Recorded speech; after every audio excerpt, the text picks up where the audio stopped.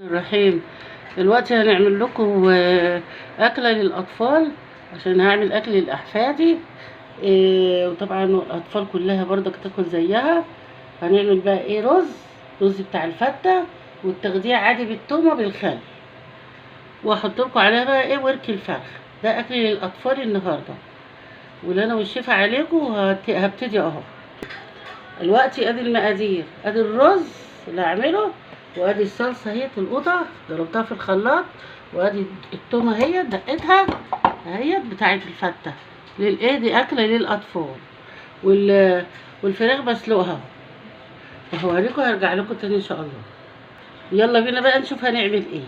تعالوا معايا كده نشوف هنعمل ايه. الدهنيه اهوت، زيت ذره عشان دي اطفال وكده بخفف عليهم. بسم الله اهوت. ادي شويه زيت ذره يتقلحوا كده شويه، وبعدين هحط الرز.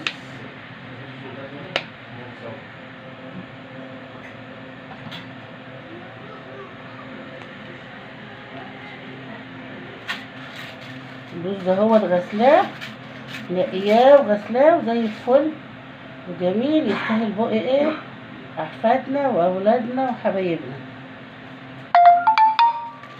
دي اكله للاطفال. الكبار برضك لو حبوا ياكلوا يعني عادي. اهو الرز اهوت. بسم الله.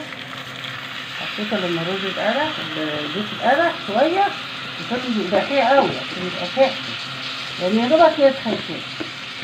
كده حاطه الرز اهوت. ده شويه ملح صغيرين عشان الشوربه فيها ملح. الشوربه فيها ملح، فانا حطيت شويه ملح صغيرين كده، يعني ربع معلقه كده اهوت. بسم الله اهو. انا بتحمريه كده. هنا بقى الشوربه، الفراخ استوت ان شاء الله اهوت بالهنا والشفا. كده الفراخ استوت اهيت، وهسقي الرز والشوربه عشان يبقى صحي للاطفال والكبار برضك لو حبيت تاكلوا يعني عادي. بسم الله اهو. شوربه الفراخ بسقيها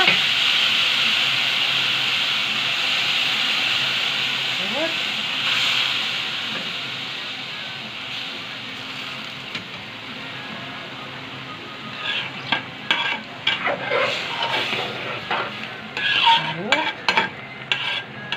ان شاء الله تبقى اكله جميله.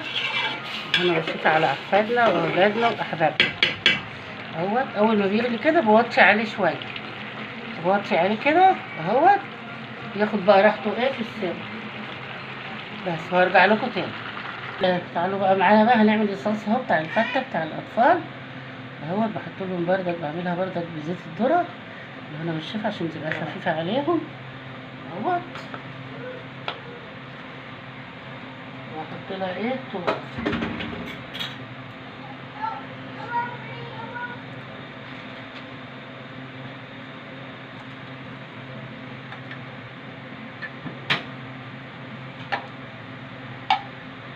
زي الفتة العادية اللي بنعملها هنا للكبار، هي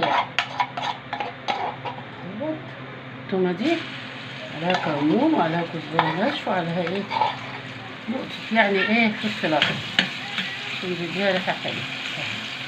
تصفري كده يا دوبك، وهدلق عليها الصلصة. القوطة اللي أنا عصراها في الخلاط.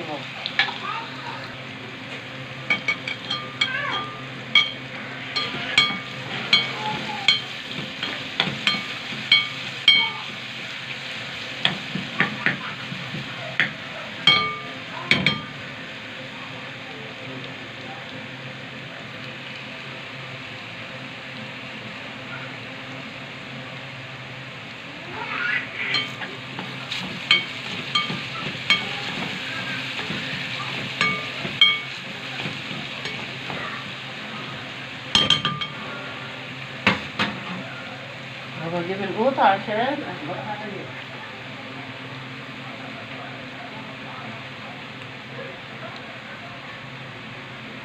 صارت اهي.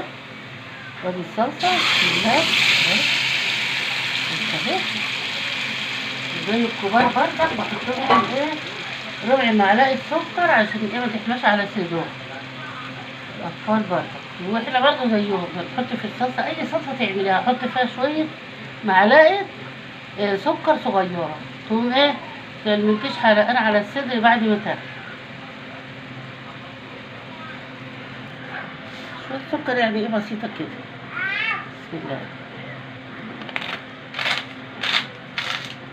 انا اسمع ايه ناس كتيره تقول لك بعد ما كلت صدري حرقني. لا، ما هم مش بيحطوا بقى ايه، مش بيحطوا زينا كده إيه شويه سكر في الايه هم لو حطوا كده مش هيحصل لهم اي حاجه. حط شويه ملح برضه بحدها شويه بس.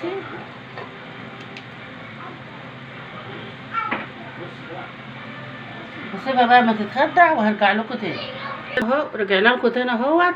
السلام عليكم. ادي الرز اهو اللي انا عملته، وادي الفراخ اهي حمرتها لاطفالنا الاعزاء، وادي التخديع. دي التخديع اللي هحطها ايه فوق الرز. بسم الله. تستاهل بقكم يا اطفالنا يا حبايبنا وحبايب حبايبنا. اهي جديدة اهي اهوت. الصلاة على النبي اهوت. تستاهل بقكم بق احفادنا وحبايبنا وحبايبكم. ابعتولي بقى على الصفحة وقولوا لي رأيكم في أكلة الأطفال الجميلة دي الخفيفة الحلوة. بألف هنا وشفا